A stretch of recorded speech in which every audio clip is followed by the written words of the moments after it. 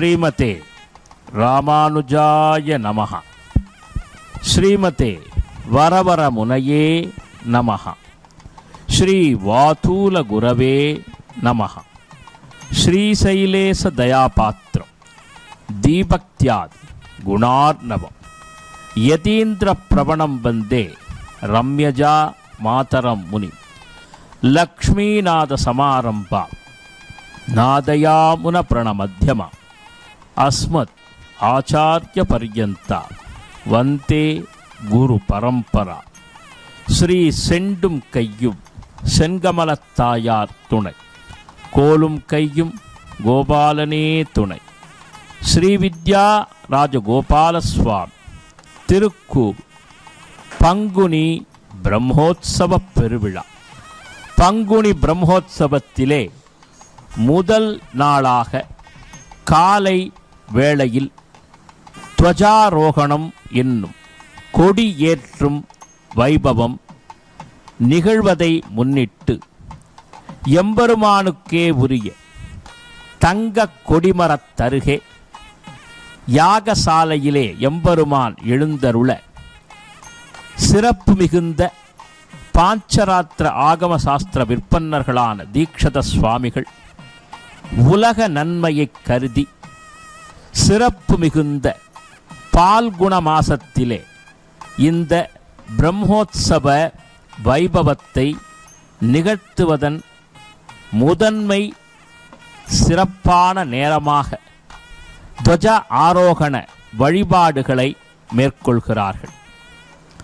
பரவாசுதேவனான ஸ்ரீமன் நாராயணன் ஸ்ரீவித்யா ராஜகோபாலசுவாமி சிறப்பு மிகுந்த கொடி ஏற்றும் வைபவத்தை கண்டு அருள்பாலிப்பதற்காக யாகசாலை அருகே நின்று திருவருளை பொழிய கருடக்கொடி கொடி மரத்திலே விசேஷமான வகையிலே பகவானை கருட பகவானை கொடியிலே வரைந்து அதற்குரிய மந்திரங்களை ஜெபம் செய்து 4 வேதங்களின் வடிவமான கருடனுக்கு ஆராதனைகளை நிகழ்த்தி நட்சத்திர ஆரத்தியை சமர்ப்பிக்க ஒரே நேரத்தில் பகவானுக்கும் பகவானை சுமந்து வரும் கருட பகவானுக்கும் சிறப்பு மிகுந்த தீபாராதனை நிகழ்ந்த பிறகு கருடக் கொடிக்கு மாலைகளை சாற்றி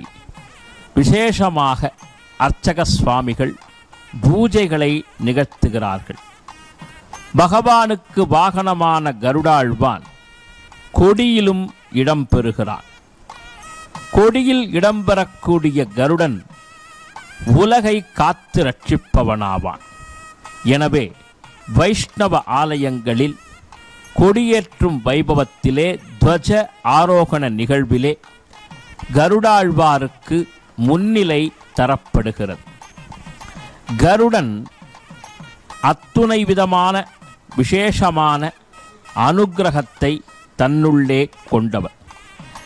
கருடனுடைய பார்வை, கருடனுடைய அருள் எல்லோருக்கும் கிடைக்க வேண்டும் என்ற எண்ணத்திலே இதோ துவஜ ஆரோகணம் ராஜ மன்னார் குடியிலே பகவானின் தங்க கொடி மரத்திலே ஏற்றம் காணும் வைபவம் இனிதே நிகழும் காட்சி. ஆகாயத்திலே கருட பட்சி தனது சிறகுகளை இருபுறமும் விசிறி பறக்குமா போலே கருடாழ்வானுடைய அற்புதமான வடிவம் ஒரு புறம். பக்த பெரியோர்கள் ஆரோகண துவஜ ஆரோகண நிகழ்வைக் கண்டு மனம் முழுவதும் கோபால பக்தி நிரம்பி இனி நடைபெறக்கூடிய 18 நாட்களிலும் உற்சவங்கள் உற்சாகமாக நடைபெற வேண்டும், அனைவருக்கும் மன நிம்மதி பெருக வேண்டும் என்ற எண்ணத்தின் அடிப்படையிலே கோவிலை சார்ந்த பெரியோர்கள், நிர்வாக அறங்காவலர்கள், நிர்வாக அதிகாரிகள், கோவில் ஊழியர்கள் ஆகியோரோடு நமது மன்னை பகுதி மக்கள் அனைவரும் திரண்டு நின்று பரவாசுதேவனான கோபாலனை கண்டு வணங்க அவன் திருமுகத்திலே புன்னகை. அதன் மூலமாக அனைவருக்கும் நன்னேரங்களை தந்து நல் வாய்ப்புகளை வழங்கி கருடனைப் போன்ற சிறப்பு மிகுந்த பணியினை எல்லோரும் மேற்கொள்ள வேண்டும் என்ற எண்ணத்தின் அடிப்படையிலே துவஜ ஆரோகணம் இனிதே நிறைவுற்றது.